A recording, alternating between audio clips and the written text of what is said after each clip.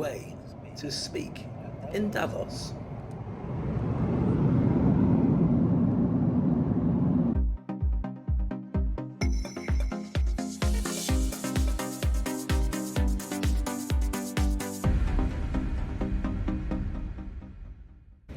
Here I am in Kerr, and that's not too far from Davos. You can see the mountains up there. We're in Switzerland, and it's I think it's about -1 or -2 at the moment, and I am freezing, but it's kind of exhilarating at the same time. I'm carrying more layers of clothing than somebody who's trying to escape from a clothing shop and not get caught.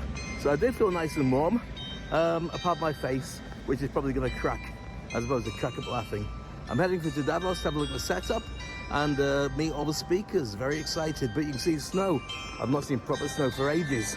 Don't miss it? Not that much, but it's always exhilarating to find it every now and again. Right then, off to work. Talk to you soon.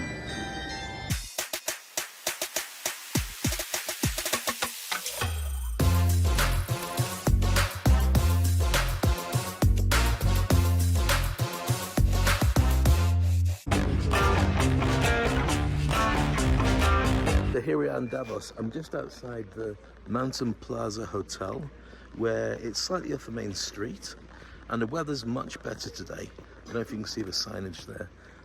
At the moment, the room that we're going to be in has a number of different events going on. The first day, and this is where it gets really interesting, the first day was all about diversity and women and empowerment, and my dear friend Carl Lilud was in there, which is very cool. And then today was Tech Talks, and my good friend Christian Farioli from Dubai was in there. And tomorrow I look after the African hub, and got lots of big speakers and big decision makers going there as well. I mean, it's just absolutely incredible, this venue. When you look around, it's just a little village in the mountains. It's very cold, but it's not as cold as it was yesterday. But this place converts, so every single square inch is chosen by somebody who pays a fortune for it. I mentioned before that to hire a shop front and then convert it for your company will cost you, just for a small shop with maybe enough space to sit maybe 10 people, with a little stage and a coffee machine and a space for somebody to take registration details, $250,000 just for a week. So what happens during this week is many of the people who live in Davos just leave. They rent out all their properties for other people to go and stay in. And so you've got all the biggest names in the world. I mean, just on the drive up here, so Meta, Palantir, you saw DP World, many of the companies, many of the biggest names that you see everywhere, representing countries as well. And each one of them has got a space and a priority. There's security everywhere. You don't get in here unless you have been vetted and checked. So yes, I have been. And on the way in, there's a long drive through the mountains. And as you go up, we're stopped by the police. They checked our passports to make sure they were okay. Good job I brought mine with me. I never take it anywhere, but somehow I brought it with me on today's trip. It is fascinating, it is bonkers, and it is a place that the world meets to decide how finances are going to run for the next 12 months and beyond. And most of all for me, I'm very excited because I'm going to be launching my book, The Thought Leader's Playbook. I'll be on an official launch of that book in front of Africa.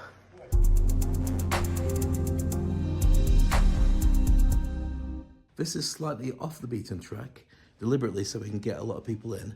We've got dignitaries, we've got representatives, we've got presidents, we've got prime ministers, we've got big hitters coming in to share the vision of what's going to go on in Africa in the coming years. I can't wait to host it.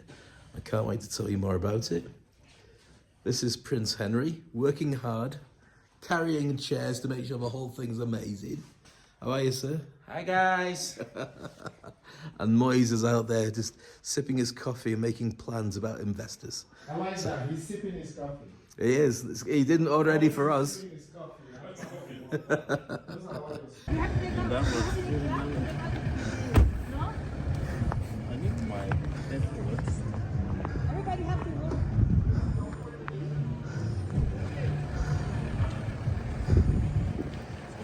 Welcome to Davos.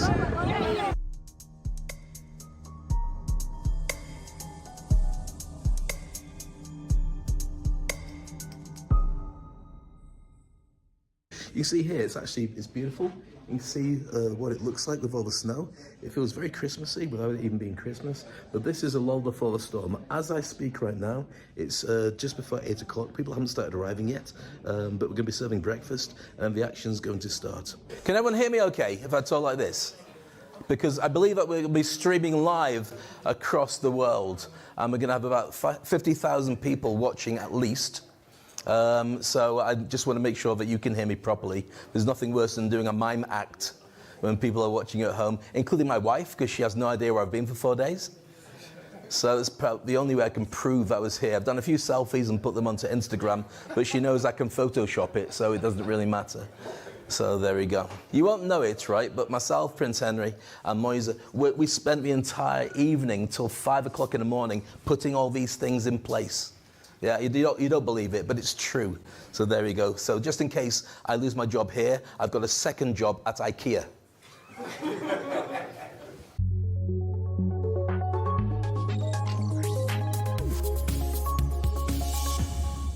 One of the things I will recommend, by the way, and I may mention it later on during our housekeeping, is this is also a massive opportunity to network.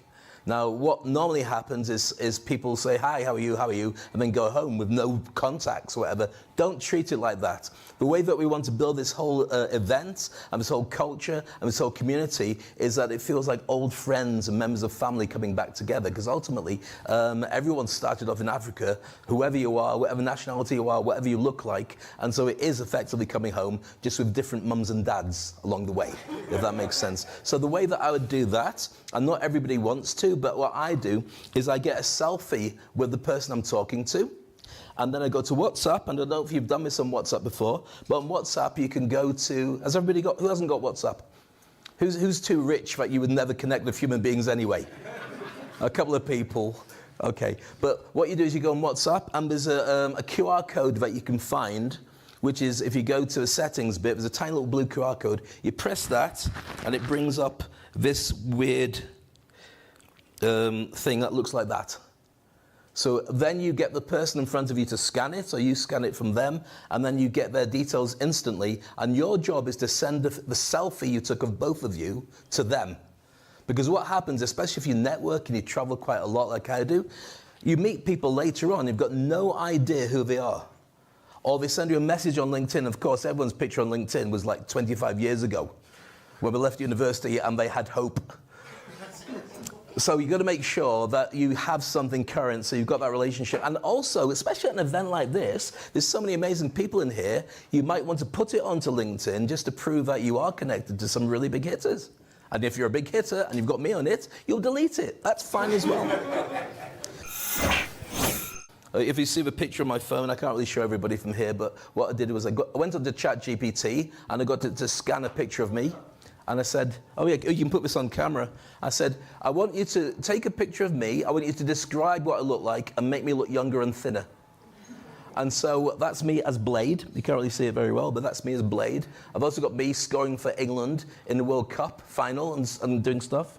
And I also did one where I said, right, put a little bit of weight on me, because I think I don't want to look like that, and put me in a Santa Claus outfit at Davos, speaking to the African hub. And I can't show you that. It looks like Santa Claus has been inflated. So that one's going straight in the bin. I showed my daughter, she laughed, took her to school. She's not my daughter anymore. So we're due to start in a few moments' time. Okay, I'm going to do a little bit of a housekeeping rules to make sure that we're all on the same page. With your phone, put it on silent. There's nothing worse than your phone ringing. And if you do have to answer it, please take it out of the room. Because what happens is when you start talking and you go, yeah, I'm here, I'm at the African hub, and it's amazing, and the compere is really funny, but I'm not going to talk to him later on because I don't know who he is, and all this kind of, people can hear exactly what you're doing. So either say, I'll talk to you later, or take it outside, because we've done a special deal with WEF that we can take your phone and sell it on eBay. Our hashtag that we're going to use, you've got two options. First one is hashtag African Transformation Group, or hashtag ATG. I know which one I'm using.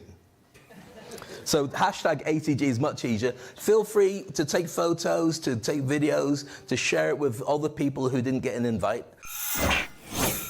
Fire exits are, there's one there, There's one there, and I think there's one there, but I'm not sure if it runs into the kitchen, in which case that's probably where the fire's coming from. Don't go there. If you do hear alarms, and I've not heard the alarm, then obviously head towards the fire exit. I would just go and stand in snow, to be honest with you. You're probably going to be okay from there. But if you don't hear the fire alarm, or you're busy, or you're hard of hearing, look for the guy that looks like Bob Marley's older brother, screaming and running towards the fire exit, and follow me. Because one of the things that happens, and most people don't know this, is when you're a speaker, when you walk into a room, and if you've ever spoken, you'll have experienced this before. Speakers go on and they share some incredible content, and normally the room goes silent during the speech, and then afterwards the room stays silent. And the speaker doesn't know whether it went down well or not, and they walk, thank you very much, like this. So what you need to do is make sure you clap for everybody, to make them know that they've done a great job. If afterwards they're terrible, don't clap so much, but make sure they know that. So here's what we're going to do. We're going to have a little bit of a practice of making applause. And I know you're all seniors, and you're all brilliant, and you're all really high-end. And the reason I'm sharing this with you is so you can do this next time you're speaking. So you get this incredible feedback. So what I'm going to do is teach you all to make a little bit of noise and energy. And I think this room is very warm, so that's okay. It's not as bad as standing outside waiting for ages for all these white vans to go past. These black vans with all the windows covered that it was earlier. So I'm going to ask you just to, in fact, I'm going to do a practice of this. If I say, good morning, everybody, good morning. Oh, look at that. You warmed up already? That's amazing. My job is done. Check, please. No. Okay. So here's the little trick for you. If you do a lot of speaking, this is something I'll give you for free because I teach people how to speak. When you say good morning, everybody, good morning, your audience normally goes, and then you've got to say the same thing again. So here's what you do. You say, good morning, everybody, good morning, and they go, oh. And then you say, come on, we can do much better than that. And they're going, he's talking to me. I have to join in. Then you say the same thing again, and then you get a lot of noise back. So I'm going to practice. You can borrow this. It's for free. It's a gift, right? Because I'm not going to see you at Christmas, but this is yours. So I'm going to say, good morning, everybody. Good morning. Good morning. Oh, come on. You can do much better than that. And then watch the arms. Good morning, everybody. Good morning. See? And then you've got everybody at the right frame of mind, and then you thank everybody, and then you go into the normal presentation. Now, here's another tip for you. How many people here are going to be speaking here? We've got a couple of speakers. Oh, fantastic. How many people speak on a regular basis to audiences? Have you ever spoken to an audience and found the audience just stared at you afterwards? And you're thinking, I'll just get my coat. I'll just go like that. There's a trick. I'm going to teach it to you as a gift again. This trick to get any audience to clap for you is this. You know what? You've been an incredible audience. Give yourselves a massive round of applause. And it works. Everyone claps, even if they hate you.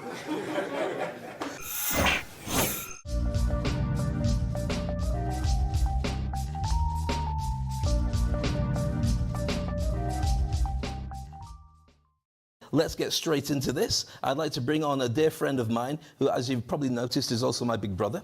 And he is the president of the African Transformation Group. Please put your hands together for Prince Henry Madafi. Thank you. Thank you. Thank you. Good morning, ladies and gentlemen. It's fantastic to have you here. Please help me welcome our Honorable Minister of Finance, Wale Edu, of the Federal Republic of Nigeria. You're welcome, sir. Thank you.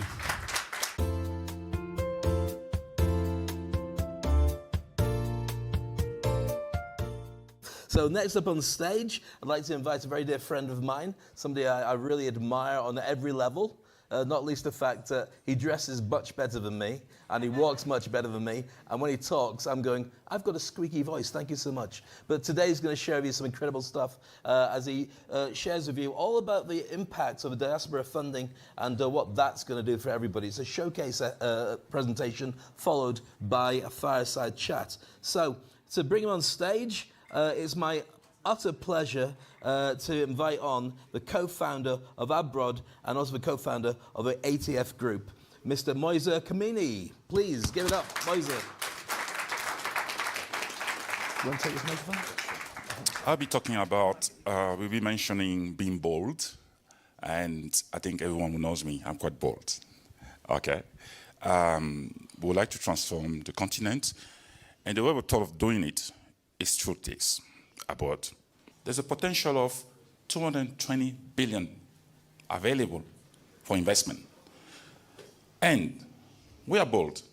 We believe in the next 10 years, we can channel $1 trillion through our platform. How do we do that? Let me explain. So, having said that, I'm just overjoyed having this team. And please, a round of applause for this team. Thank you so much. Please, thank you.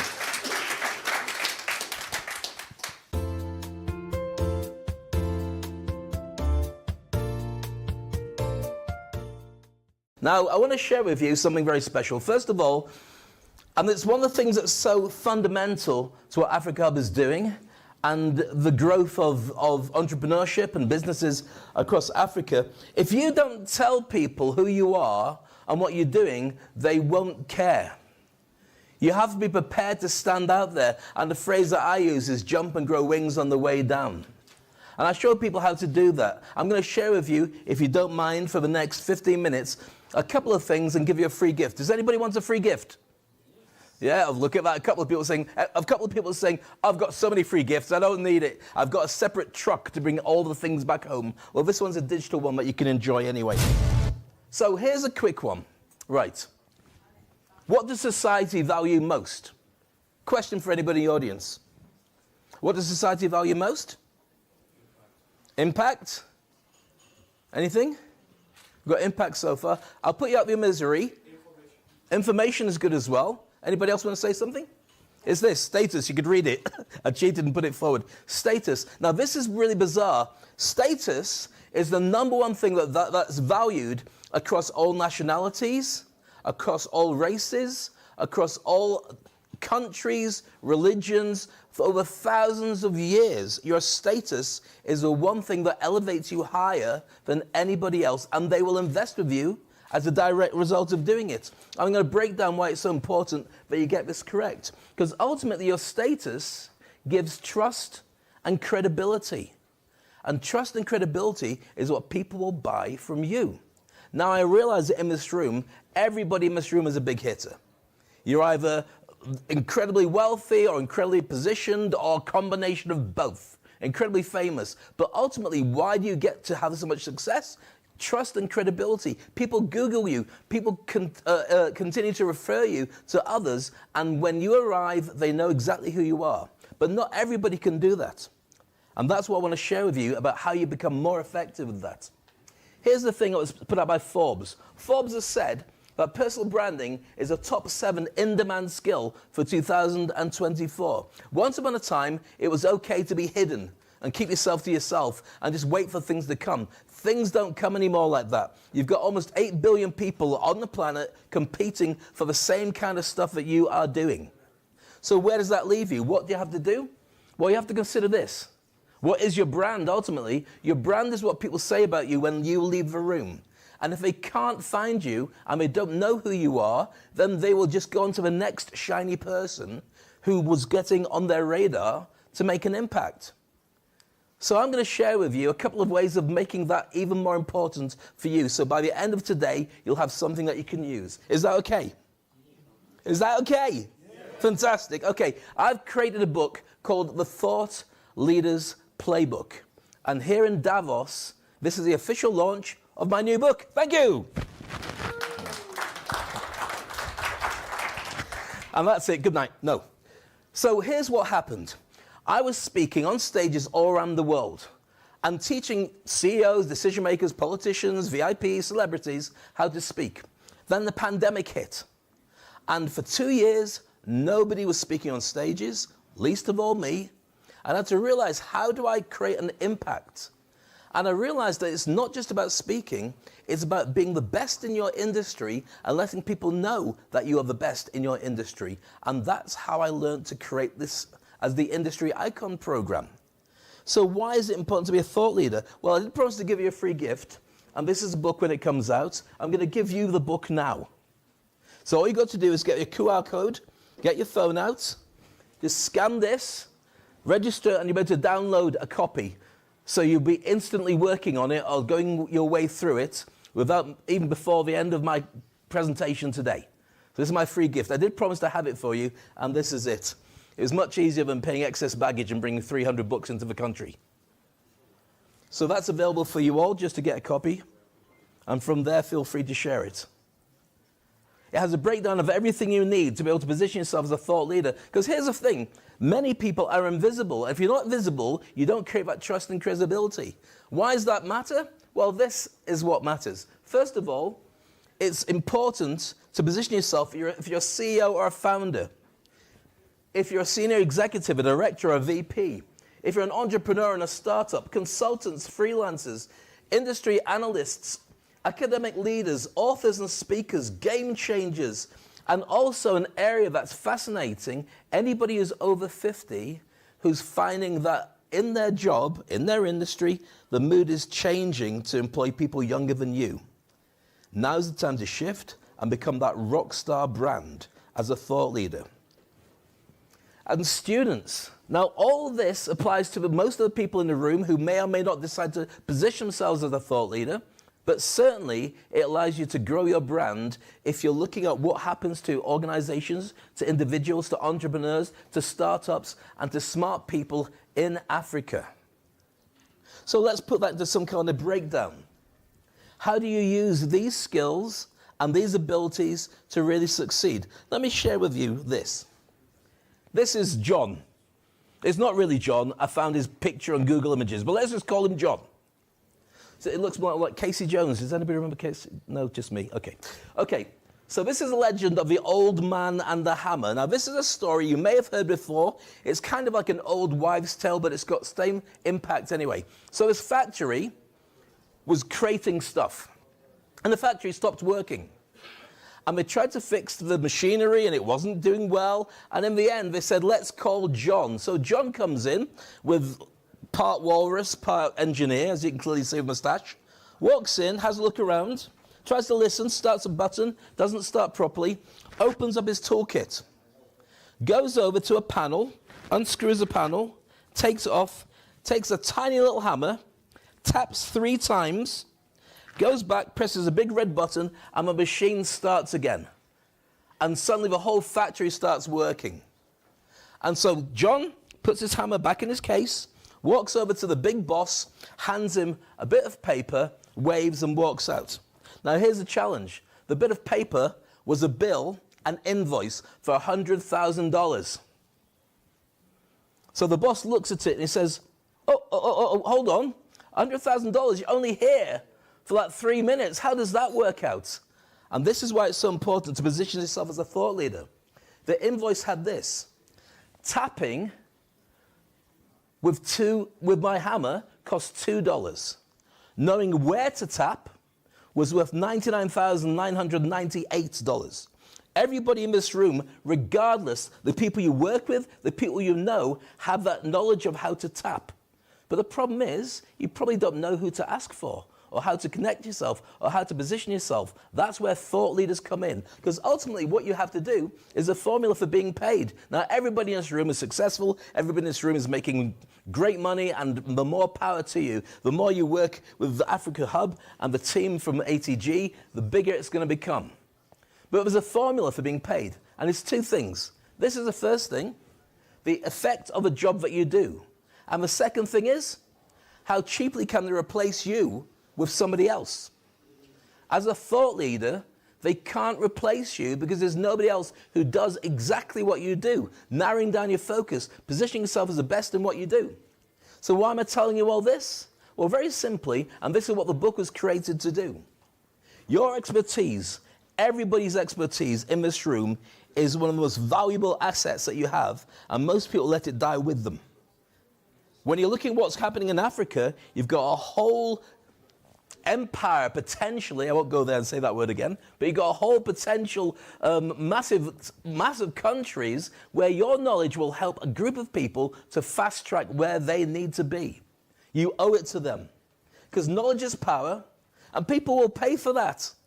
They'll pay for that ability to be positioned to fast track who they are. My clients who work with me all make 6 to 7 figures on top of their normal wages by tweaking and positioning themselves differently, to write a book, to do a podcast, to speak on stages, to find new things related to what they do, running a course or mentoring people. Prove you can help them. Find out what their headache is and fix their headache. That's what thought leaders do. So the industry icon is the thing that I produce to help people to be able to position themselves as the best in their industry. So how does that work for you? Well, we've mentioned it a number of different times today. It's about creating your legacy. Now, here's the thing that most people get wrong about legacy.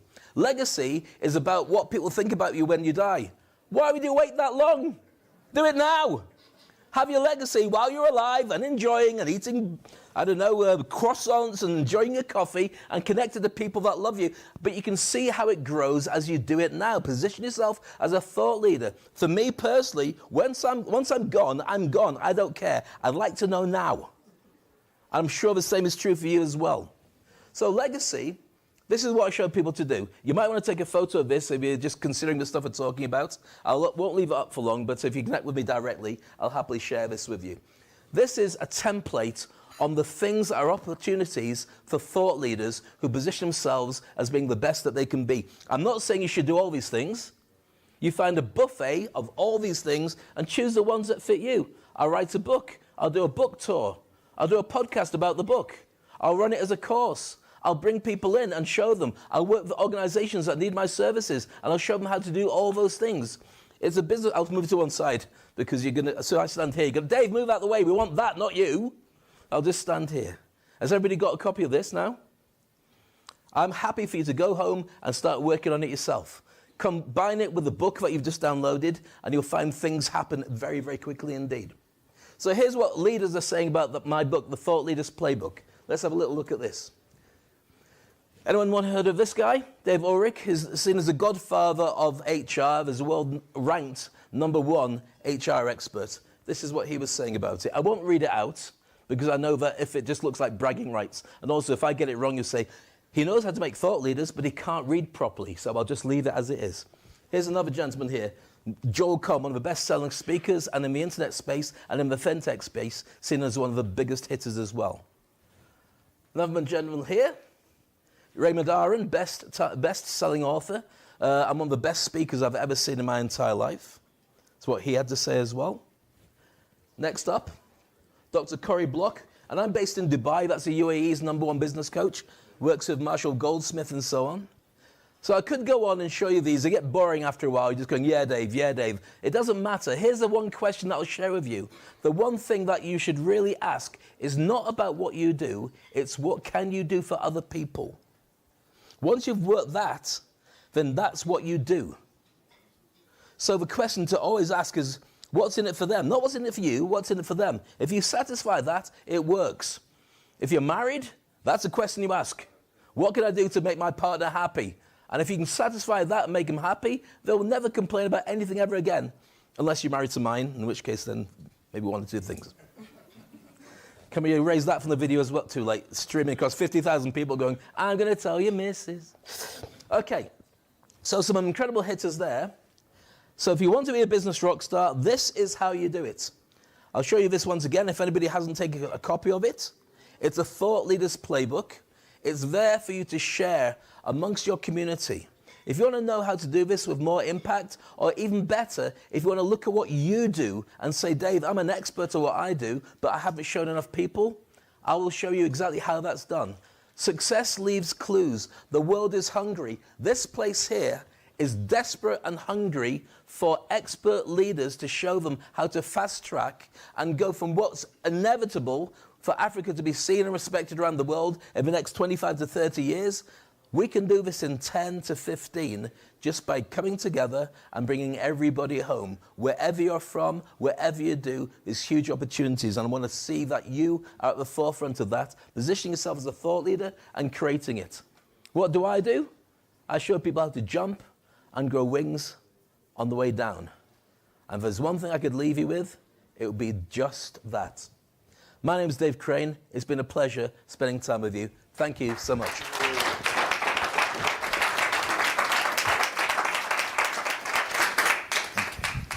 Thank you so much, Dave.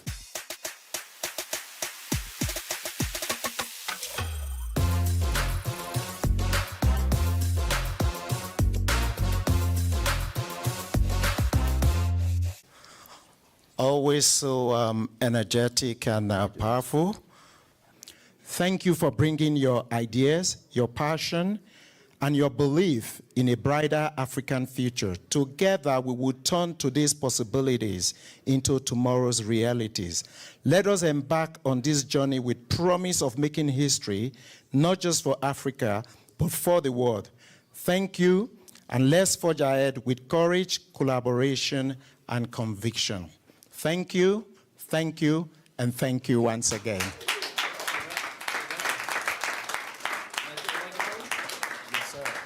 Ladies and gentlemen, if you haven't charged your glasses, a couple here and a couple doing the rounds, I'd like to have a final toast. In fact, if there's champagne there, anyone's not got a glass or you're driving, if you are driving, I sympathize. That was my sympathy. Everybody who's participated today, whether you're sitting in the audience or speaking on stage or supporting or investing in some of the many projects we've got here, everybody who's going to be connecting with everybody in the room, when they look at what's happening on social media, they look at the projects that are moving forward, and they look at opportunity and how they can contribute, but most of all, to the continent that everybody in this room has made the commitment to raise to the top of the food chain.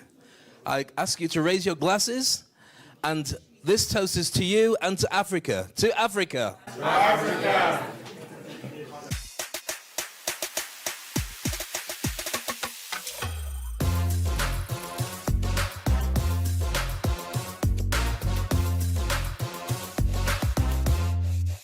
And that's it. I'm done. Finished with Davos, heading back to glorious Dubai. And the airport's busy, crazy busy, full of decision makers, full of millionaires, billionaires, politicians. Everybody has been there. I bumped into a couple of my old friends, and always happy to make more too. But meanwhile, the most important thing for me is just to get back to my girls, find a family, walk with dogs, have a cup of tea, and chill. Thanks for coming with me on my adventure. I look forward to taking you on another one. Meanwhile, take your time, come to Zurich, enjoy Switzerland. It is beautiful.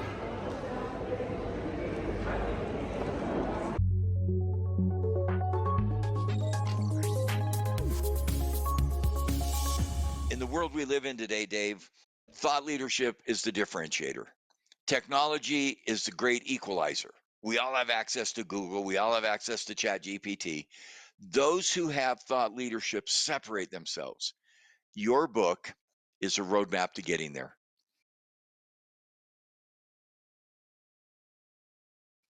Personal stories, examples, case studies. How do I see the world and then create my thought leadership for what I can do that allows me to differentiate and go forward? Thank you for your insights. Thank you for your observations. Everybody can be a thought leader in their sphere of influence. And your book gives us the tools and the ideas and the examples of how to make it happen. Get your copy of the Thought Leaders Playbook right now.